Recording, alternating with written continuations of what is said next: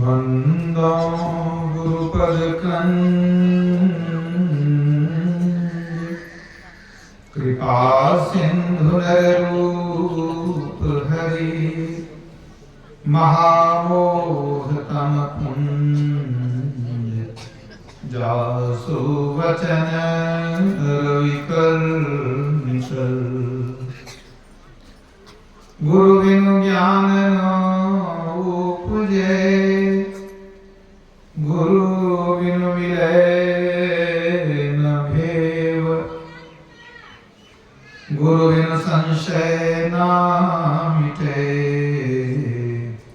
जय जय जय गुरुदेव। बोलिए प्रेम से श्री सद्गुरु महाराज की जय। परमाराध्य गुरुदेव के पावन श्री चरणों में कोटि शरण। वंदनीय साधु समाज, आदरणीय बुजुर्ग सत्संगीगण, आदरणीय साधकगण, धर्म प्रेमी सज्जनों, माताओं, बहनों तथा प्यारे बच्चों, सत्संग में हम लोग क्यों आते हैं? सत्संग में आकर हम लोग जीवन जीने की कला सीखते हैं। वास्तव में सत्संग करते करते ही पूरा मनुष्य बनते हैं। मनुष्य का शरीर तो हम पालिए, माता के पेट से ही पालिए, लेकिन पूरा मनुष्य नहीं बने हैं। तन तो मनुष्य का है, लेकिन मन अभी मनुष्य वाला नहीं है। या तो पशु वाला है या दानव वाला है। गुरु महाराज कहा करते थे, महर्षि में ही परमहंस महाराज, जो सत्संग नहीं करता है, जिसको सत्संग नहीं मिलता है, वो हविष्यों में दौड़ता रहता है और पशुवत बरतता है। जब व्यक्ति सत्संग करता है तब वह मनुष्य बनता है। मनुष्य के लिए क्या गुण होना चाहिए? आप कहां सीखेंगे? सत्संग में आकर के आप जानेंगे मनुष्य जीवन का लक्ष्य क्या है, उद्देश्य क्या है, मनुष्य को जीवन किस तरह जीना चाहिए, कौन सा गुण है जो मनुष्य को धारण करने योग्य है। तो सत्संग में आकर के हम जीवन जीने की कला सीखते हैं। यहाँ वेद उपनिषद की वाणी सुनते हैं, वेद पुराण के साथ बाइबल और कुरान की बात भी सुनते हैं, संत के साथ भगवंत की वाणी भी सुनते हैं। उन वाणियों में ज्ञान भरा हुआ है। उस ज्ञान को पाकर के हम मनुष्य बन जाएंगे। वास्तव में ज्ञान को प्राप्त करके ही मनुष्य होंगे। भगवान श्री कृष्ण ने उत्तर गीता में कहा है, ज्ञाने न हीना पशुहि समाना। ज्ञान से हीन मनुष्य पशु है। कठोपनिषद में प्रसंग आया है, यमराज ने नचिकेता को उपदेश देते हुए कहा था कि मनुष्य के लिए जीवन जीने के दो मार्ग हैं, एक श्रेय यानी निवृत्ति मार्ग और दूसरा है प्रेय यानी प्रवृत्ति मार्ग। फिर यमराज ने कहा कि जो श्रेष्ठ पुरुष होते हैं, धैर्यवान पुरुष होते हैं, वे श्रेय के मार्ग पर चलते हैं, लेकिन जो मंद बुद्धि के हैं, धन दौलत के पीछे भागने वाले हैं, वे प्रेय के मार्ग पर चलते हैं। तो यमराज ने इतना ही बदला है। आप ये समझिए अब कि श्रेय का मार्ग क्या है और प्रेय का मार्ग क्या है। श्रेय यानी निवृत्ति मार्ग, इसको आप कह सकते हैं परमार्थ साधन का मार्ग, यानी ईश्वर प्राप्ति का मार्ग, इसको श्रेय कहा जाता है। और इसके लिए क्या कहा यमराज ने कि जो धैर्यवान हैं, श्रेष्ठ पुरुष हैं, वे ईश्वर की ओर चलते हैं, वे श्रेय के मार्ग पर चलते हैं। और जो मंद बुद्धि हैं, निकृष्ट व्यक्ति हैं, जो संसार के धनेश्वर के पीछे भागते हैं, वो प्रेय मार्ग पर चलते हैं। प्रेय का मतलब भोग साधन का मार्ग। दो ही रास्ता है। एक व्यक्ति ऐसा होता है जो ईश्वर को नहीं मानता, भक्ति को नहीं मानता, कर्म फल को नहीं मानता, पुनर्जन्म को नहीं मानता और वो दिन रात भोग में लगा रहता है। और एक व्यक्ति है जिसको ज्ञान हो गया कि सब कुछ छूट जाने वाला है, परमात्मा सदा सत्य है, परमात्मा मिल जाए तो अनंत सुख की प्राप्ति होगी, जन्म मरण का चक्र छूट जाएगा, तो वह श्रेय के मार्ग पर चलता है, परमार्थ साधन के मार्ग पर चलता है, यानी मोक्ष के मार्ग पर चलता है। तो दोनों तरफ सुख है, सुख तो दोनों मार्ग में है। सामान्य जन जो सुख भोगते हैं वो कौन सा सुख है?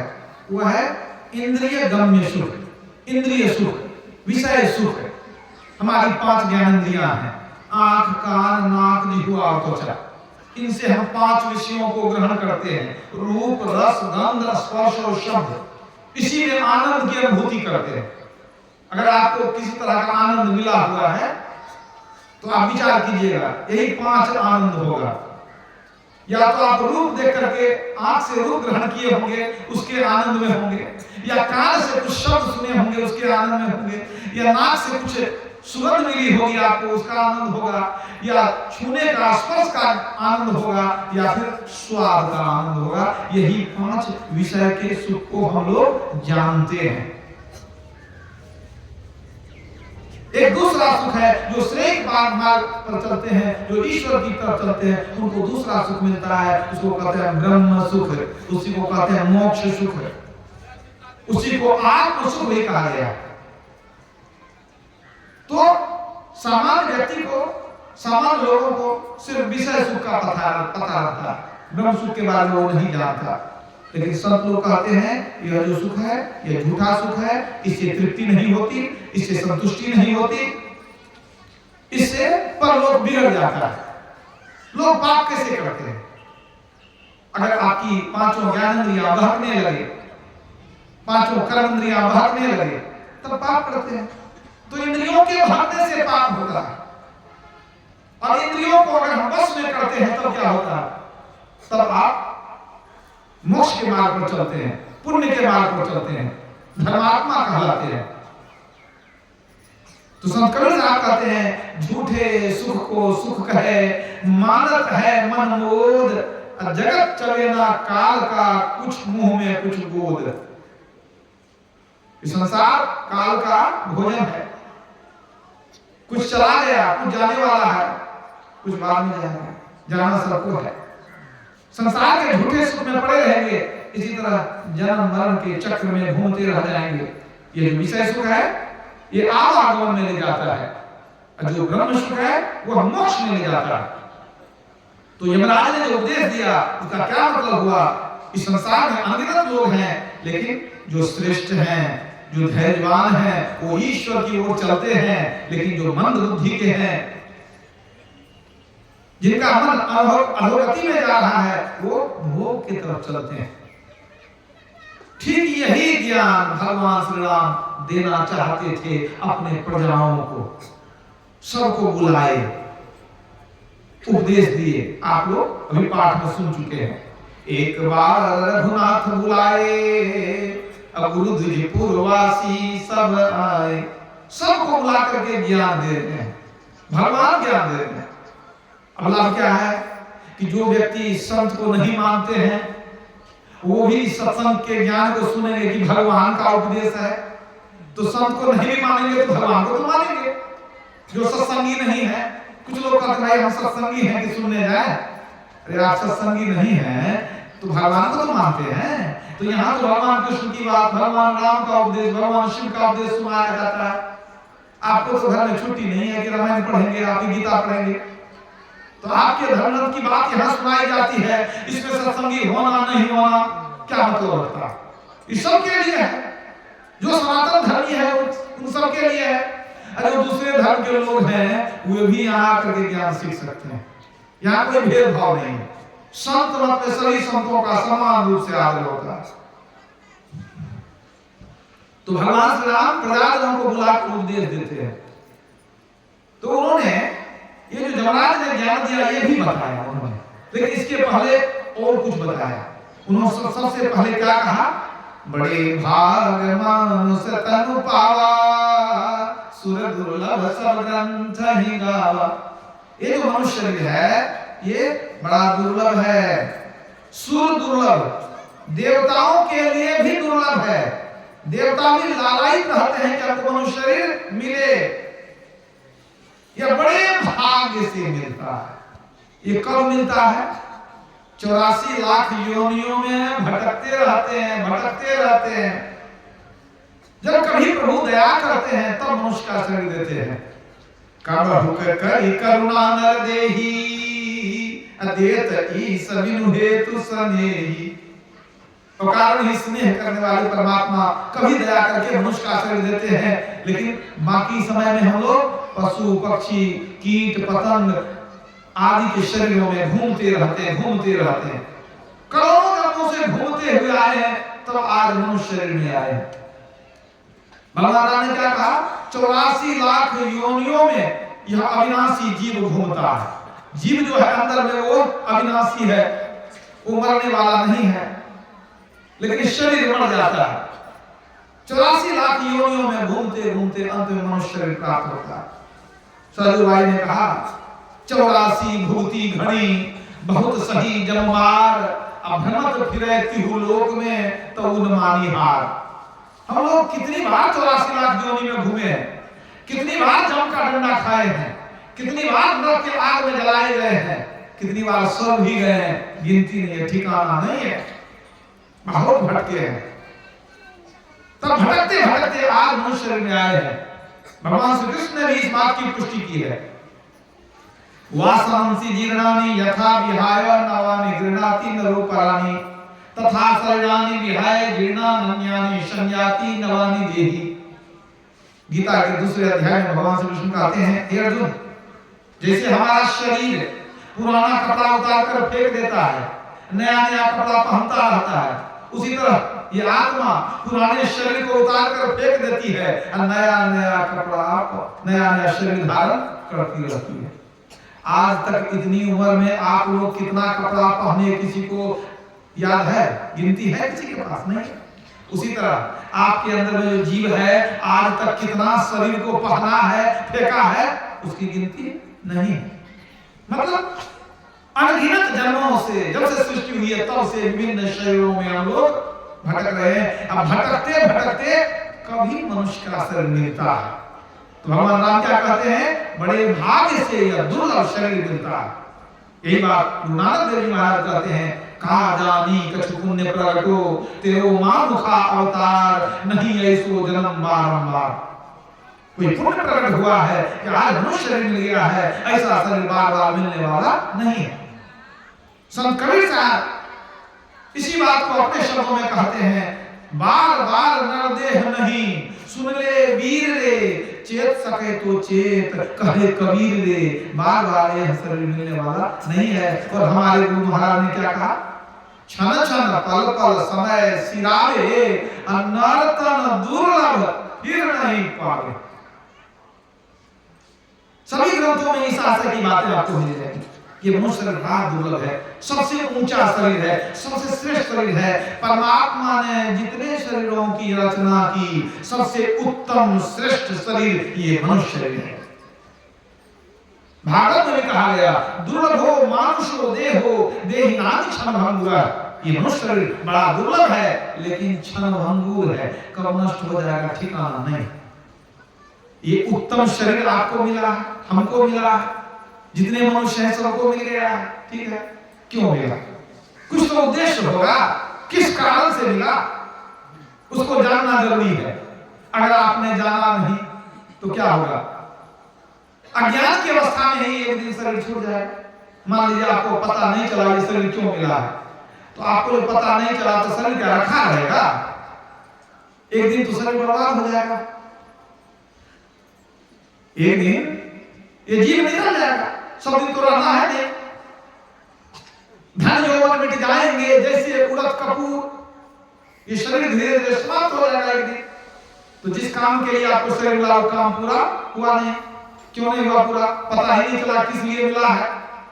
यही जानना है तो आपको सत्संग में आना पड़ेगा। आप तीर्थों में जाते हैं, पवित्र नदियों में स्नान करते हैं, देव मंदिर में जाकर मूर्ति का पूजन करते हैं, वहां आपको कोई नहीं बताता कि ये मनुष्य शरीर किस उद्देश्य से मिला हुआ है, इसका क्या कर्तव्य है, हमको इसको पाने के लिए, पाने के बाद क्या कर्तव्य है जिसको हम पूरा करें, किस उद्देश्य से मिला है, ये आपको बाहर में कहीं ये ज्ञान नहीं मिलेगा। बिनु सत्संग ज्ञान भी मुझे कर ले जतन हजार दे, ब्रह्मानंद खोज गुरु पूरा उतरो भव जल पार। तो सबसे बड़ी बात है कि यह उत्तम श्रेष्ठ मनुष्य शरीर क्यों मिला। जो व्यक्ति कभी सत्संग में नहीं आए हैं उनको पूछिए कि आपको सुंदर मनुष्य शरीर मिला है, ये किस लिए मिला है, क्या क्या करने के लिए मिला है, तो क्या कहेंगे? वो कहेंगे कि मनुष्य शरीर मिला है, बहुत धन कमाएंगे, बहुत प्रतिष्ठा कमाएंगे और बहुत भोग करेंगे, जो विषय वस्तु मिला है उसको भोग करेंगे और भोग करते करते शरीर छोड़ के चले जाएंगे। मतलब खूब सामग्री जमा कीजिए, धन जमा कीजिए, अब विषय सुख भोग दीजिए, यही लोग समझते हैं कि जीवन का उद्देश्य है। लेकिन जिस परमात्मा राम ने आपको मनुष्य शरीर दिया है, वो परमात्मा राम क्या कहते हैं, ये मनुष्य शरीर किस लिए मिला? उन्होंने साफ मना कर दिया, ये शरीर विषय भोग के लिए नहीं है, यही तन कर फल विषय न भाई, स्वर्ग स्वल्पांत दुखदाई। भगवान श्री राम कहते हैं यह शरीर विषय भोग के लिए नहीं है, नरतन उपाय विषय मन देही, पलटि सुधाते सठ विषय। मनुष्य शरीर पाकर जो दिन रात विषय भोग में लगे रहते हैं, वो अमृत के बदले में विषपान करते हैं, जहर पीते हैं। भगवान शिव ने पार्वती को कहा था, सुनो उमा ते लोग अभागी, हरित जी हो ही विषय अनुरागी। हे पार्वती, वे लोग भाग्यहीन हैं जो ईश्वर को छोड़कर विषय भोग में मन लगाते हैं, यानी श्रेय को छोड़कर प्रेय के मार्ग पर चलते हैं, वे अभागे हैं। तुलसीदास जी ने विनय पत्रिका में लिखा, पांचई पांच परस रस शब्द गंध अरूप, इनकर कहा न कीजिए बहुरी पड़ब भवकूप। कहते हैं 5 विषय के फेर में अगर पढ़ोगे तो बार बार जन्म लोगे, मरते रहोगे, आवागमन में घूमते रहोगे। इस 5 के फेर में मत पढ़ो, 5 विषय के फेर में मत पढ़ो। आंख है देखो, कान भर देखो, कान है सुनो, अच्छा सुनो, कान भर सुनो, लेकिन इंद्रियों को भागने मत दो, तब विषय भोग होता। तो तुलसीदास जी ने यही ज्ञान दिया। हमारे गुरुदेव भी लिखते हैं पदावली में, विषय भोग मन लालच लालच धरे, जाय पड़े जम जेवा, माता पिता दारा सुत बंधु, कुटुंब न करे तब सेवा। विषय के भोग में जो पड़ गया, जाय पड़े जम जेवा, वो जम का मेहमान बनेगा, जम का ग्रास बनेगा, जन्म मरण के चक्र में घूमता रहेगा। यहाँ विषय के लिए मना किया गया। विषय भोग से संतुष्टि नहीं होती है, तृप्ति नहीं होती है और ईश्वर से दूर हो जाते हैं। आपकी 5 ज्ञानेंद्रियां अगर भागने लगी, विषय भोग में दौड़ने लगी, तो आप ईश्वर से दूर हो जाएंगे। कबीर साहब कहते हैं, कबीर सोई सूरमा जो 5 रखे चूर, जिनके 5 बस नहीं उनसे साहब दूर। अगर 5 को बस नहीं करेंगे तो साहब से दूर हो जाएंगे, परमात्मा से बिछुड़ करके कहां रसातल में चले जाएंगे, कोई ठिकाना नहीं। और इस भोग से किसी को तृप्ति नहीं होती है, भोग से रोग होता है, यही समझ लीजिए। राजा नहुष के पुत्र थे राजा ययाति, उनका विवाह हुआ शुक्राचार्य की पुत्री देवयानी के साथ। शुक्राचार्य दानवों के गुरु थे, तो शुक्राचार्य की पुत्री देवयानी के साथ विवाह हुआ। विवाह होने के पश्चात शुक्राचार्य ने कह दिया कि आप हमारी पुत्री को बहुत प्रेम से रखेंगे, दूसरे स्त्री की तरफ आपको नजर उठाकर नहीं देखना। अब देखिए, जब विवाह होकर के देवयानी ससुराल आई, उनकी एक सहेली थी शर्मिष्ठा, बहुत प्रेम था, वो भी आ गई साथ में वो भी आकर रहने लगी। अब होते होते गुप्त रूप से राजा ययाति को शर्मिष्ठा से प्रेम हो गया। अब प्रेम हो गया तो शर्मिष्ठा दबाव देने लगी कि आप हमसे विवाह करिए। ये जानते थे कि हमारी पत्नी देवयानी आ गई, शुक्राचार्य जानेंगे तो बहुत खराब है। अंत में क्या हुआ, गुप्त रूप से विवाह कर लिया शर्मिष्ठा से। गुप्त रूप से विवाह किए तो शर्मिष्ठा से 3 संतान की प्राप्ति हो गई। जो पहले की पत्नी थी देवयानी, उससे 2 संतान की प्राप्ति हुई, तो 5 संतान, सभी बच्चे भी बड़े बड़े हो गए। लेकिन कहते हैं आग को कितना भी छिपाइएगा तो धुआं निकल ही जाता है। तो शर्मिष्ठा से जो कोई पत्नी बना लिए थे गुप्त रूप से, अब किसी न किसी प्रकार से देवयानी को पता चल गया ये तो शर्मिष्ठा का बच्चा है, ये कहां से आया। धीरे धीरे पता चल गया कि हमारे पति जो है मुझसे भी विवाह कर लिए। बहुत दुखी हो गए देवयानी। अब देवयानी जाकर पिता को बता दी, शुक्राचार्य को। शुक्राचार्य महाक्रोधित हो गए। उन्होंने शाप दे दिया कि तुमने अपने जवानी का दुरुपयोग किया, शर्मिष्ठा से भी शादी कर लिया, जबकि तुमने वचन दिया था कि आपके बेटी के अलावा दूसरे को पत्नी नहीं मानेंगे। मैं तुमको शाप देता हूं, तो तुम शुक्रहीन वृद्ध बन जाओ, बूढ़े हो जाओ। अभी बूढ़ा होने का पूरा उम्र नहीं हुआ था, बच्चे तो बड़े हुए थे, लेकिन अभी वो बूढ़े हुए नहीं थे। ऐसा शाप दिए कि वो बूढ़े हो गए। अब बहुत रोने लगे, गिड़गिड़ाने लगे कि क्षमा कर दिए। बहुत गिड़गिड़ाए तो शुक्राचार्य अंतिम में कहते हैं कि तुम्हारे कई बेटे हैं, कोई बेटा अगर तुमको अपनी जवानी दे दे और तेरा बुढ़ापा ले ले तो तू फिर से जवान हो सकता, और कोई उपाय नहीं। साफ दे करके शुक्राचार्य चले गए। अब तो ये इनके मन में था कि नहीं, अभी हमारा मन नहीं भरा है, तृप्ति नहीं हुई है, अभी हम बहुत भोग करना चाहते हैं, वृद्ध होकर मरना नहीं चाहते हैं। तब गए बड़े बेटे के पास कि बेटा मेरा मन अभी तृप्त नहीं हुआ है, मुझको संतुष्टि नहीं हुई है, और भी मैं विषय भोग करना चाहता हूं, मैं अपने जवानी को फिर से पाना चाहता हूं। तुम अगर अपनी जवानी मुझको दे दो, मेरा बुढ़ापा तुम ले लो, तो बड़ा ही उपकार होगा मेरा। मैंने तुमको पाल पोस कर बड़ा किया है, तुम इतना तो कर सकते हो पिताजी के लिए। बड़ा बेटा बहुत धिक्कार, दुत्कार, आपको शर्म आनी चाहिए, इतनी उम्र हो गई है, अब जाने का समय आएगा, अपना जवानी भोग लिए, हमको क्या कहते हैं कि मेरा बुढ़ापा ले लो, अपनी जवानी दे दो। लाज आनी चाहिए आपको, शर्म कीजिए, मैं देने वाला नहीं हूं। दुत्कार के भगा दिया, वहां से बेइज्जत होकर के आए, फिर और किसी बेटे के पास गए होंगे, वहां से भी तिरस्कार मिला। अंत में सबसे छोटा बेटा था पुरु, वो बड़ा ही पितृभक्त, आज्ञाकारी, सरल, शिष्टाचारी था, धर्मनिष्ठ था। उसको बुला करके कहते हैं, वो छोटा बेटा भी जवान हो गया था, तो जवानी मांगे उससे। कहते हैं बेटा ऐसी ऐसी बात है, हम अभी बूढ़ा होना नहीं चाहते हैं, हमको और भोग करने का मन है, अभी हमारा मन तृप्त नहीं हुआ है, तुम अगर कृपा करके अपनी जवानी दे दो तो बड़ा अच्छा होगा, तुम मेरा बुढ़ापा ले लेना। पुरु ने कहा पिताजी जब इतने उम्र तक आप भोग किए जिस जवानी का, उससे आपको तृप्ति नहीं हुई, तो आपको तृप्ति नहीं हुई, क्या जवानी से हमको तृप्ति होगी? ऐसी जवानी लेकर हम करेंगे क्या, जिसमें संतोष नहीं हो, तृप्ति नहीं हो, संतुष्टि नहीं हो? ले लीजिए हमारी जवानी। उन्होंने अपनी जवानी दे दी छोटे बेटे पुरु ने। उन बेटे की जवानी ले लिया, अपना बुढ़ापा उसको दे दिया।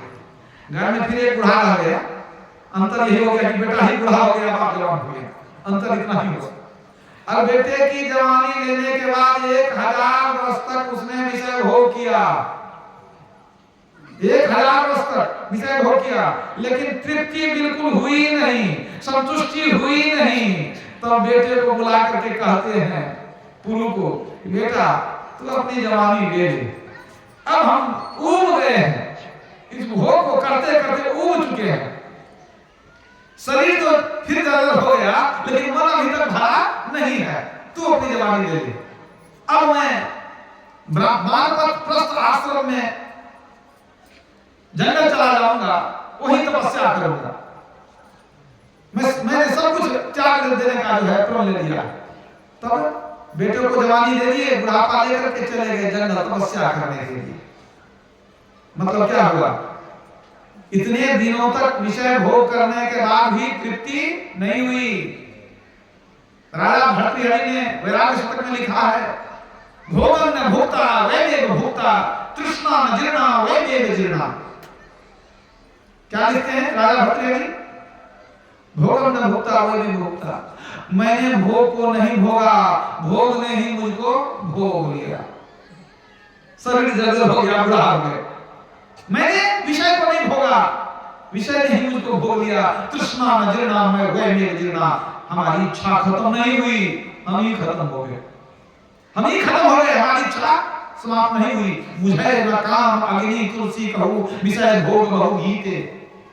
कहते हैं कि कामना की अग्नि विषय रूपी भोग से बुझने वाली नहीं है। आग को बुझाना हो, घी डालेंगे तो आग बुझेगी, घी से आग बुझती नहीं और भड़कती है। उसी तरह आप सोचेंगे कि बहुत भोग करेंगे हमारा मन भर जाएगा, तब अपने छोड़ देंगे।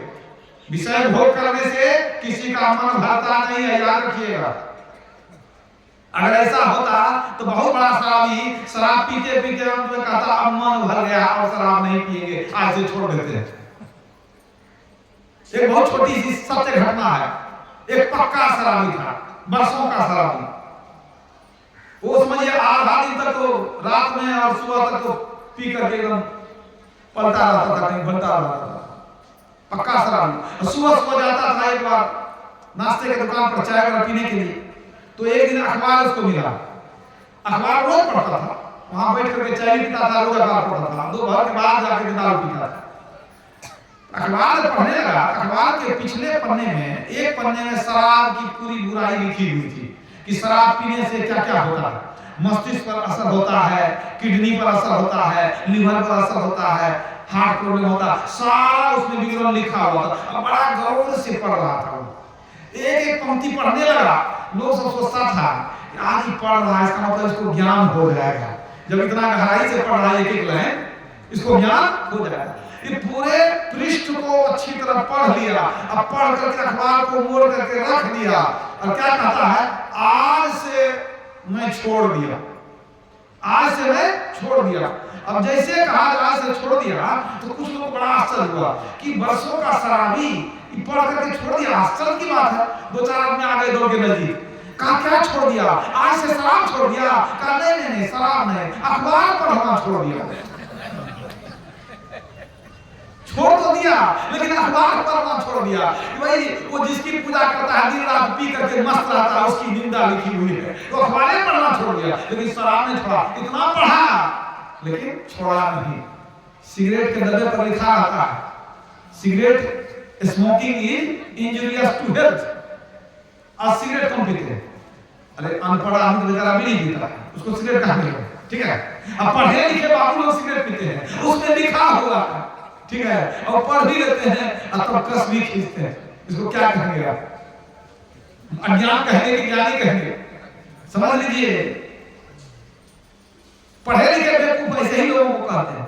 मतलब विषय भोग से तृप्ति नहीं होती, ये शरीर विषय भोग के लिए बिल्कुल नहीं है। ये भगवान राम बतला रहे हैं, संत लोग बतला रहे हैं, सभी संत बतला रहे हैं। अगर विषय भोग को छोड़ेंगे आपकी प्रवृत्ति ईश्वर की तरफ जाएगी। विषय से जो रहे उलासा, परमार्थ की जामन आशा। राजस्वामी साहब कहते हैं विषय से मन उदास होगा तो परमार्थ की आस जगेगी, ईश्वर की तरफ आप चलेंगे। तो ये शरीर किस लिए मिला है जानना तो जरूरी है ना। ये तो समझ गए विषय भोग के लिए नहीं मिला, तो और किसके लिए मिला। पुरानी दिल्ली में एक बहुत बड़े अमीर आदमी पढ़े लिखे थे, उनका नाम था सेठ खुशहाल चंद। सेठ अमीर आदमी थे, पढ़े लिखे थे। अंग्रेज के जमाने की बात है, मिलाप नाम का अखबार निकलता था, उसके वो संपादक थे। आज गलत पत्रिका निकलती थी, उसके वो मालिक थे। बहुत अमीर आदमी, पढ़े लिखे विद्वान आदमी। अचानक उनको वैराग्य हुआ, सत्संग सुनते सुनते ऐसा वैराग्य हुआ, घर द्वार रोजगार धन दौलत सबको लात मार के निकल गए, और साधु बन गए।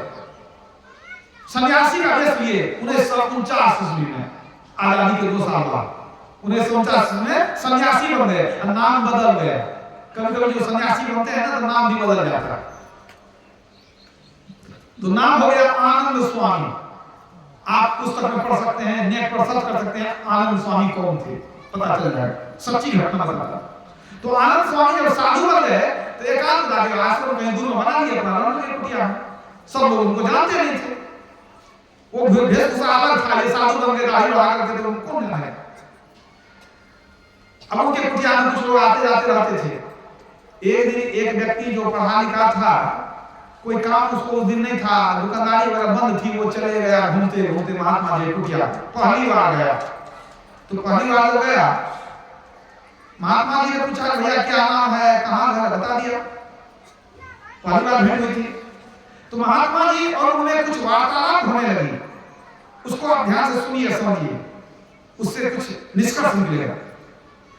महात्मा जी पूछते हैं भैया तुम क्या करता है? कमाया हम दुकानदारी करते हैं। का दुकानदारी क्यों करता है? उस पढ़े लिखे व्यक्ति ने कहा कि महाराज सबको नौकरी तो नहीं मिल जाती है, नौकरी दुकानदारी क्यों करते हैं? धन कमाना पड़ता है कि नहीं, धन कमाने के लिए दुकानदारी करते हैं।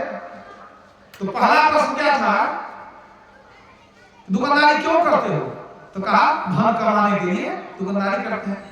फिर पूछा महात्मा जी ने धन क्यों कमाते हो?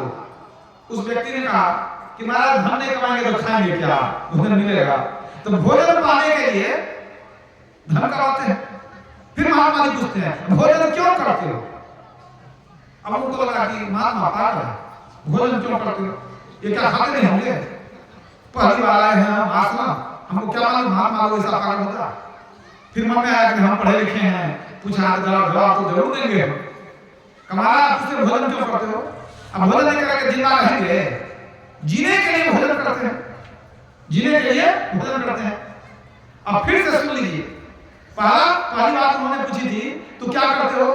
दुकानदारी करते हैं। दुकानदारी क्यों करते हो? धन कमाने के लिए। धन क्यों कमाते हो? भोजन पाने के लिए। भोजन क्यों करते हो? जीने के लिए। अब अंत में महात्मा जी पूछते हैं जीते किस लिए हो, ये भी बताओ, जीते किस लिए हो? अब बेचारा कितना भी सोचे कुछ उत्तर मिला है, का कुछ नहीं मालूम है, महाराज जी तो नहीं जानते हैं, का तेरा पूरा जीवन बर्बाद हो गया, का किसी बर्बाद हो गया, अरे धन है, संपत्ति है, पत्नी है, परिवार है, बाल बच्चे सब कोई है, हमको बर्बाद कैसे हो जाएगा? का तुम ही सोचो, पढ़ा लिखा मूर्ख है कि नहीं? तू दुकानदारी करता है धन कमाने के लिए, धन कमाता है भोजन पाने के लिए, भोजन करता है जीने के लिए, अब जीता किस लिए है पता ही नहीं है, तो अंतिम में आके तुमको नहीं पता है, इसका मतलब पूरा काम बेकार हो गया कि सब गया पानी में, जीवन का उद्देश्य मालूम नहीं है, तो काहे लिए इतना करता है, सब गया पानी में। तब इनको लगा कि महात्मा जी, हम सोचते थे कि पागल है, पागल नहीं, बड़ा सयाना महात्मा, तो हमको फंसा दिया, तो कुछ उत्तर ही नहीं समझ में आता। कहा तो देखो बेटा, अगर तू जान ले ये जीवन किस लिए है, तब तेरा जीवन सफल होगा, नहीं तो तेरा जीवन बर्बाद। कमाल, आप ही बता दीजिए ये जीवन किस लिए है, हमको नहीं मालूम है। कहते को सुंदर मनुष्य शरीर मिला है, दुर्लभ शरीर मिला है, बड़े भाग्य से मिला है, अब क्यों मिला है पता नहीं। रामचरितमानस पढ़ो, उसमें उत्तर दिया गया है, देह धरे कर यही फल भाई, अब भजिए राम सब काम बिहाई। ये मनुष्य मिला है ईश्वर की भक्ति करने के लिए, क्यों? और शरीर से विषय भोग तो बहुत होता है, मान लीजिए आप खाने पीने सोने बाल बच्चा पैदा करने का आनंद लेते हैं, तो पशु थे तब भी आनंद लेते थे, तो विषय का आनंद दूसरे शरीर में भी होता है, देवता भी विषय का आनंद लेते हैं, लेकिन ये जो भक्ति का सुख है, ये सुख ब्रह्म सुख दूसरे शरीर से मिलने वाला नहीं है, ये मनुष्य शरीर भक्ति करने के लिए बनाया। तुलसीदास जी कहते हैं कुकर सुकर करत है, खान पान तन भोग, यह तन वृथा न खोइए, तुलसी भजने योग। क्या कहते हैं? अरे खान कुकर सुकर भी खाना पीना सोना बाल बच्चा पैदा करना ये काम कर लेता है, आप भी वही काम कर रहे हैं। तो आप अपने मनुष्य शरीर को, जो शरीर आपको भजन करने के लिए मिला है, उसको कुकर सुकर की तरह विषय भोग में बर्बाद मत करिए। ये ईश्वर भक्ति करने के लिए मनुष्य शरीर मिला है, तो भक्ति करके क्या होगा भाई? भक्ति करेंगे तो परलोक में सुख मिलेगा आपको। परलोक में सुख कैसे मिलेगा? अब जितने लोग हैं यहाँ, चाहे सत्संगी हो कि नहीं हो, कोई नहीं चाहेंगे कि मर करके हम दुख में जाए, कोई नहीं चाहेंगे, सब चाहेंगे मरने के बाद भी हमको सुख हो। आप चाहते हैं कि मरने के बाद भी सुख हो, यहाँ तो सुख है, घर है, द्वार है, कपड़ा है, भोजन है, सब व्यवस्था है, चाहते हैं मरने के बाद भी सुख हो, तो क्या आपके चाहने से मरने के बाद आपको सुख हो जाएगा? नहीं होगा, चाहने से नहीं होता है। उद्यमेन ही सिद्ध्यन्ति कार्याणि न मनोरथे, न ही सुतस्य सिंहस्य प्रविशन्ति मुखे मृगा। प्रयत्न करने से कामना की पूर्ति होती है, इच्छा पालने से, सपना देखने से सपना पूरा नहीं होता है। मान लीजिए सिर्फ आपकी इच्छा है तो आपको परलोक में सुख मिल जाएगा, कैसे होगा? धन धन कहे धनी जो होवे निर्धन रात न कोई। कबीर साहब कहते हैं धन संपत्ति कहने से कोई संपत्ति मान नहीं होता, संपत्ति कमाना पड़ता। तो आप चाहते हैं मरने के बाद भी सुख मिले, तो ये कैसे पता चलेगा आपको मरने के बाद सुख कैसे मिलेगा? आप जाइए पवित्र नदी में नहा लीजिए, ठीक है, मंदिर में पूजा कर लीजिए। नदी बोलने वाली है, मूर्ति बोलने वाला है, कौन बोलेगा? संत लोग आपको बतलाएंगे, भगवान की वाणी में आप सुनेंगे कि मरने के बाद सुख की प्राप्ति कैसे होगी। भगवान श्री राम यही चाहते थे। भगवान राम के राजत्व में सभी सुखी थे, किसी को कोई कष्ट नहीं था। दैहिक दैविक भौतिक तापा राम राज्य काहू नहीं व्यापा। राम के राज में सबको सुख था, भगवान जानते थे सभी सुखी हैं, फिर भी बुलाए। क्या कहने के लिए बुलाए? वो चाहते थे कि हमारी प्रजा तो अभी सुखी है, एक दिन मरेगी तो मर करके कहीं दुख में न चले जाए। सब दिन तो हम राजा भी नहीं रहेंगे, सब दिन हम राजा नहीं रहेंगे, और सब दिन हमारी प्रजा जिंदा नहीं रहेगी। हमको भी जाना है, प्रजा को भी जाना है, तो मर करके दुख में न चले जाए। तो क्यों न हम जुक्ति बता दें कि मरने के बाद सुख कैसे होता है। इसलिए भगवान राम सबको बुलाए। तो उन्होंने क्या दे दिया? जो परलोक यहाँ सुख चाहू सुनी मम वचन हृदय दृढ़ गहु सुलभ सुखद मार्ग यह भाई भगति मोरी पुराण श्रुति गाई। भगवान राम के इस उद्देश्य में बहुत ज्ञान छिपा हुआ है। भगवान कहते हैं यदि यहाँ भी परलोक में भी सुख चाहिए तो मेरी भक्ति करनी पड़ेगी। जरा विचारिएगा, किसको करें? जो लोग दर्शन कर रहा है, जितने लोग आए थे दर्शन करने, उनको भगवान क्या कह रहे हैं कि यदि मरने के बाद भी सुख चाहिए, यहाँ तो सुख है, मरने के बाद भी सुख चाहिए तो मेरी भक्ति करनी पड़ेगी। यदि भक्ति नहीं करेंगे तो मरने के बाद सुख नहीं मिलेगा। सुख कैसे नहीं मिलेगा? नरक तक जा सकते हैं, कहीं नरक चले गए तो। राम का दर्शन हो रहा है, लेकिन भगवान ने ये नहीं कहा कि चूंकि तुम लोग हमारा दर्शन कर लिए हो अब तुमको परलोक में दुख नहीं होगा, परलोक में सुख मिल जाएगा। तो नहीं, कहते हैं तुमको मेरी भक्ति करनी पड़ेगी तब परलोक में सुख। मतलब दर्शन करने से परलोक में सुख मिलने वाला नहीं है। दर्शन करने के बाद भी नरक में जा सकते हैं। कैसे? पांचों भाई पांडव, द्रौपदी, भगवान कृष्ण का बहुत दर्शन किए, मरने के बाद सबके सब पहले नरक गए, सबके सब पहले नरक गए। आज तो फोटो का दर्शन करते हैं, मूर्ति का दर्शन करते हैं। जो साक्षात संग में रहते थे, भगवान के संग में रहते थे, उन लोगों को नरक देखना पड़ गया। मतलब भगवान राम चेतावनी देते हैं कि दर्शन करने से काम नहीं चलता। दर्शन से काम चलता तो कहते कि तेरा काम पूरा हो गया, दर्शन हो गया। लेकिन सो नहीं, भक्ति करनी पड़ेगी। किनकी भक्ति? कहते हैं भक्ति मोरी पुराण श्रुति गाई। मेरी भक्ति करनी पड़ेगी, राम की भक्ति।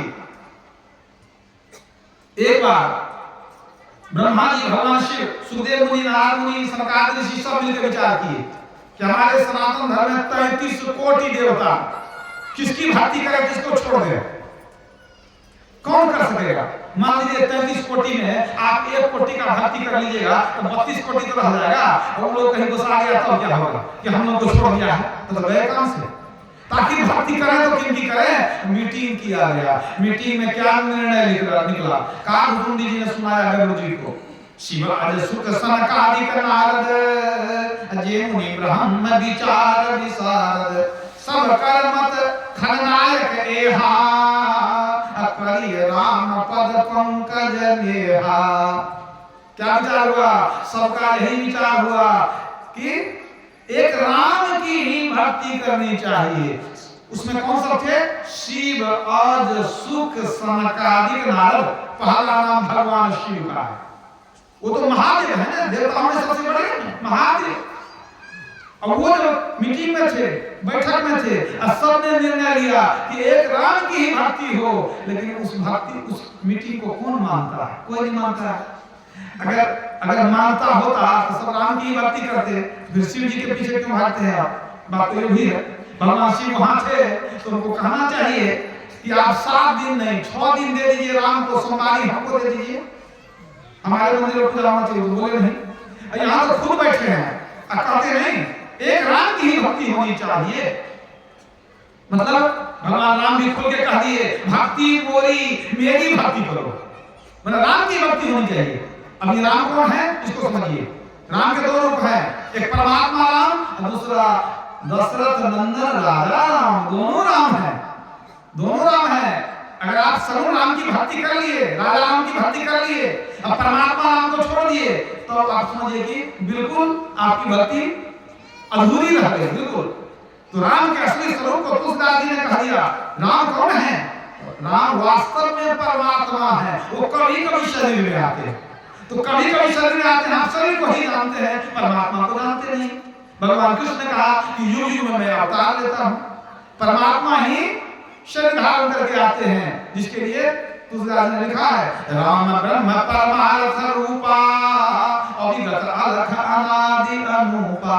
भगवान शिव ने पार्वती को बताया कि राम कौन है, किस राम की वो भक्ति करते हैं। भगवान शिव राम की भक्ति करते थे, राम का ध्यान करते थे, रामचरितमानस में लिखा हुआ है। तो किस राम को मानते थे? भगवान शिव बताते हैं राम कौन है।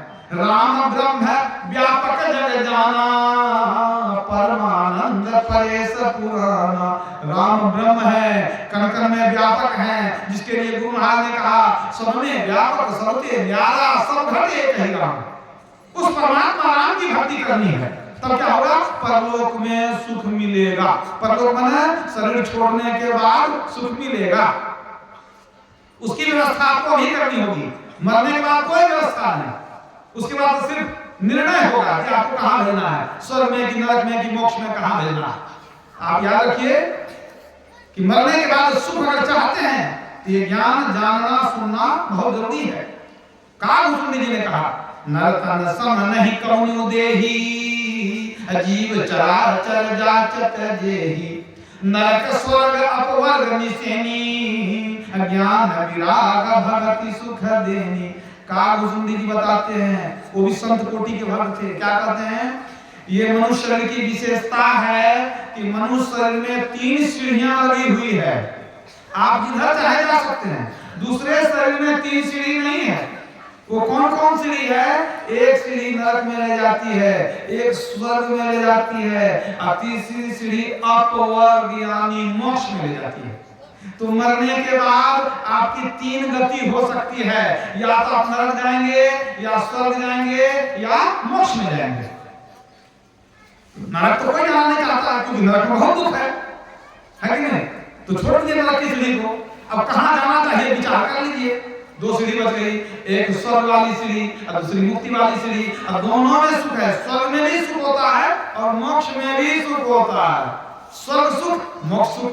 अब कहां जाना चाहिए? तो भगवान श्री राम जब प्रजा को बुलाए, जब समझाए कि परलोक में सुख चाहिए तो मेरी भक्ति करो, तो उनके मन में हुआ कि लोग कहीं स्वर्ग के चक्कर में न पड़ जाए, कहीं स्वर्ग के चक्कर में चला जाए तब क्या होगा। तो भगवान राम ने उपदेश में साफ बता दिया यही तना कर फल विषय न भाई स्वर्ग स्वल्प अंत दुखदाई। भगवान राम ने क्या कहा कि स्वर्ग में सुख तो है लेकिन अंत दुखदाई। स्वर्ग का सुख अल्प है, अल्प मतलब थोड़ा सीमित। ऐसा नहीं है कि स्वर्ग चले गए तो सब दिन उसमें सुख भोगते रहेंगे सोने। वहां सुख सीमित है और अंत दुखदाई, अंत में दुख होता है। अंत में दुख क्यों होता है? स्वर्ग में सब दिन रहना नहीं होता। धरती पर जो व्यक्ति पुण्य करते हैं उस पुण्य के फल से वो स्वर्ग जाते हैं। तो जिसका जैसा पुण्य है उसी अनुपात में उतने दिन स्वर्ग में रहते हैं। आपका पुण्य समाप्त हो गया तो स्वर्ग से आपको निकलना पड़ता है। इसको ऐसे समझिए कि कुछ पैसा आप जमा कर लिए, चल दिए घूमने के लिए कहीं भी। मान लीजिए आप प्रयागराज ही घूमने चले गए, ठीक है, कितना दिन घूमिएगा? जितने दिनों तक बटुआ में कुछ है, बटुआ गर्म है, उतने दिन घूमेंगे। जब देखेंगे पैसा खत्म, वहां से निकलना पड़ेगा कि नहीं? तो वही बात है, स्वर्ग में जाते हैं तो वहां पर रुपया पैसा नहीं चलता है, डॉलर भी नहीं चलता, वहां पुण्य लेके जाते हैं। अब पुण्य खत्म हुआ वहां से निकाला जाएगा। तो वहां से निकालेगा कहां जाइएगा? जरा विचार कर लीजिए। आपके लिए घर बना के रखे धरती पर, घर बना रहेगा सो आपने, कोई घुसने नहीं देगा उसमें, तो कहां जाएंगे? पुण्य छीन सोई देव स्वर्ग से नरक में आवे। भर में चारु खान पुण्य कहिता हरि आवे। तुलसी सतमत तत्र है स्वर्ग पर करे खखार। नरतन दुर्लभ देव को सब कोई कह पुकार। संत तुलसी साहब कहते हैं स्वर्ग से जब जीव निकलता है उसके बाद वो नरक में जाता है। तो आप बताइए आपको कितना मजा आएगा। बहुत दिन स्वर्ग में मौज कर लिए, निकाल कर ले जाएगा नरक में, तब कैसा लगेगा। भगवान राम चेताते हैं, संकेत करते हैं कि स्वर्ग जाओगे तो नरक नहीं जाना पड़ेगा, अंत दुखदाई। स्वर्ग से निकलते समय तुम बहुत रोगे, बहुत रोगे। शादी होती है तो लड़की जब अपने नेहर से निकलने लगती है तो उतना नहीं होती है, लेकिन बहुत ज्यादा रोना पड़ेगा आपको, क्योंकि उसको तो पता रहता है हमारा दूल्हा कौन है, ससुराल कहाँ है, यहाँ किस नरक में जाएंगे, कितना दिन के लिए जाएंगे, कुछ पता नहीं है, कितना रोएंगे ठिकाना नहीं है। भगवान ने संकेत कर दिया भाई अंत में दुख होगा। अगर तुमको फिर से नरक में जाने का मन है तो स्वर्ग जाओ, कोई बात नहीं है। अभी स्वर्ग जाओ, बाद में नरक में जाना, और दोनों भोग करने के बाद कीड़ा मकोड़ा बनना, पेड़ पौधा बनना, गधा घोड़ा बनना, घूमते रहना, 84 लाख योनि भटकते रहना, कभी फिर मनुष्य देंगे तुमको, फिर सोचना कि किधर जाएंगे। अभी सोच लो किधर जाना है, अब की पासा ना पड़े फिर 84 जाई, अब पाए जन्म कुकर सुकर को भोगेगा दुखवाई। मतलब स्वर्ग जो है वो हम मनुष्य के लिए प्राप्तव्य नहीं है, लक्ष्य नहीं होना चाहिए। भगवान ने संकेत किया कि स्वर्ग के चक्कर में रहोगे तो आगे रोना पड़ेगा। तो आप देखिए कहाँ जाना ठीक रहेगा। एक सीढ़ी नरक की थी जिसमें तो जाने की इच्छा है नहीं, स्वर्ग वाली सीढ़ी के लिए भगवान राम ने संकेत किया अंत में रोगे, दुख होगा। अब कहाँ जाए, एक सीढ़ी बची हुई है मोक्ष की सीढ़ी। भगवान राम चाहते थे कि हमारी सभी प्रजा मोक्ष में जाए। मोक्ष मतलब सदा के लिए सुखी होना, मोक्ष का मतलब ईश्वर को प्राप्त करके ईश्वर में मिल जाना, मिल जाना। जानत तुम ही होई जाए। वाल्मीकि जी ने कहा हे प्रभु परमात्मा राम, जो परमात्मा को जान लिया वो परमात्मा हो गया। वेद में भी कहा गया है ब्रह्म वेत्ता ब्रह्म एवं भवति, जो ईश्वर को पा लेता है वो ईश्वर हो जाता है, ईश्वर में मिल करके एक में हो जाता है, इसी को मोक्ष कहते हैं। तो भगवान राम क्या चाहते थे कि सब कोई मुक्ति में जाए। साधन धाम मोक्ष कर द्वारा अपाय जेहि परलोक संवारा। तो भगवान राम कहते हैं इस शरीर से तुम मुक्ति को प्राप्त कर सकते हो। इस शरीर को पाने के बाद तुमने यदि मुक्ति के लिए चेष्टा नहीं किया तो क्या होगा। जो मुक्ति के मार्ग पर नहीं चलेगा सो परत दुख पावई, सिर धुन धुन पछता है, वो परलोक में दुख पाएगा। सिर धुन धुन करके वो जन्म जन्म तक रोते रह जाएगा, आवागमन में भटकते रह जाएगा। यही बात तो संत लोग बतलाते हैं कि मनुष्य शरीर स्वर्ग जाने के लिए नहीं, मोक्ष पाने के लिए है। अगर आप स्वर्ग जाएंगे तो क्या होगा, स्वर्ग जाएंगे तो आप देवता बनेंगे, स्वर्ग जाएंगे तो आप देवता बनेंगे। अब भगवान राम जो आपको मनुष्य शरीर दिए तो कह दिए कि सुर दुर्लभ शरीर आपको दिए हैं, देवता से ऊंचा शरीर दिए हैं आपको। तो जब देवता से ऊंचा शरीर मिल गया तो फिर देवता बनने क्यों जाएंगे और आगे बढ़ेंगे, हम परमात्मा बनेंगे हम। तो भगवान यही उपदेश देते हैं कि मनुष्य शरीर मोक्ष प्राप्ति के लिए है। और हमारे गुरुदेव की वाणी आप पढ़ते हैं पदावली में, उन्होंने भी यही ज्ञान दिया है। चहु खानिन में दुर्लभ नर को देह हो, सोतन धरि के मुक्ति जतन कर लेहु। केवल नर ही तन से मुक्ति को पावहु। केवल मनुष्य शरीर से मुक्ति मिलती है, केवल नर ही तन से मुक्ति को पावहु। याते यातन दुर्लभ मुक्ति कमावहु। गुरुमार कहते हैं केवल मनुष्य शरीर से मुक्ति मिलती है, देवता तो बन जाओगे लेकिन देवता मुक्ति नहीं प्राप्त कर सकता, मनुष्य शरीर से ही मुक्ति मिलती है। इसलिए मनुष्य शरीर मिला है तो मुक्ति के लिए चेष्टा करनी चाहिए। तो मुक्ति कैसे मिलेगी, बिना गुरु के मुक्ति मिलने वाली नहीं है। गुरु युक्ति बताएंगे तब आपको मुक्ति मिलेगी, याद रखिए। गुरु नानक देव महाराज कहते हैं गुरु करता गुरु करने जो, गुरु परमेश्वर है भी हो, कहू नानक हुई है जनाई, अब गुरु बिन मुक्ति ना पाइए भाई।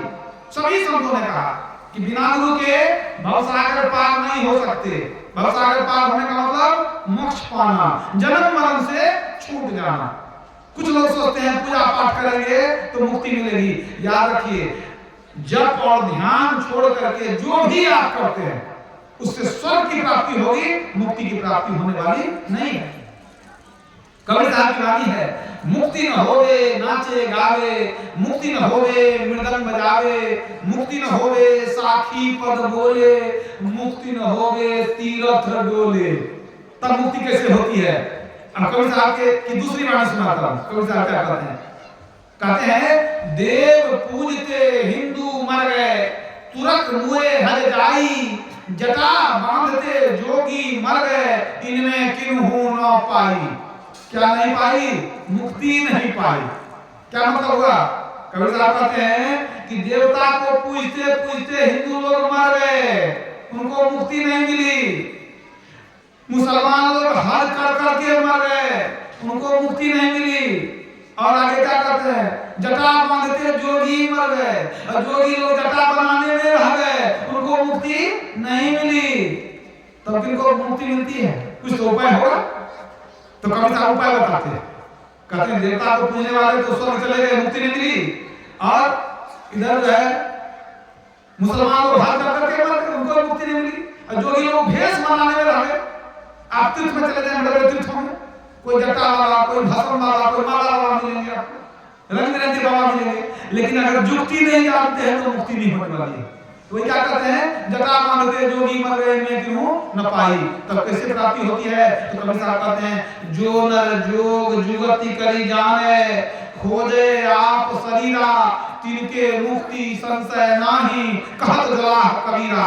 मतलब जो ध्यान योग की जुक्ति सीख लिया है, ध्यान योग करने की जुक्ति जो गुरु से सीख लिया है और अपने अंदर में मुक्ति खोजता है, उसके लिए मुक्ति कोई बड़ी चीज नहीं है। कबीर साहब कहते हैं, इसलिए सभी संत कहते हैं कि मुक्ति खोजना हो, ईश्वर को खोजना हो, अंदर चलो। अंदर कैसे चलेंगे? ध्यान के द्वारा अंदर चलेंगे। तो आज का विषय था कि भगवान श्री राम का उपदेश। तो भगवान श्री राम के उपदेश का सारांश यही है कि प्रत्येक मनुष्य को गुरु के शरण में जाकर के उस भक्ति को सीखनी चाहिए जिससे मुक्ति की प्राप्ति हो। इसके अलावे संसार में भवसागर पार करने का कोई दूसरा उपाय नहीं है। यही थोड़ा सा भगवान राम का उपदेश आप लोगों को सुनाया। बोलिए प्रेम से श्री सद्गुरु महाराज की। पुस्तक का काउंटर लगा हुआ है, तो आप लोगों से निवेदन है कि आप लोग वहां से कुछ न कुछ संदेश में अवश्य खरीदें। गुरु महाराज की कुछ किताबें हैं जो दूसरे जगह मिलने वाली नहीं है। पूज्यपाद संत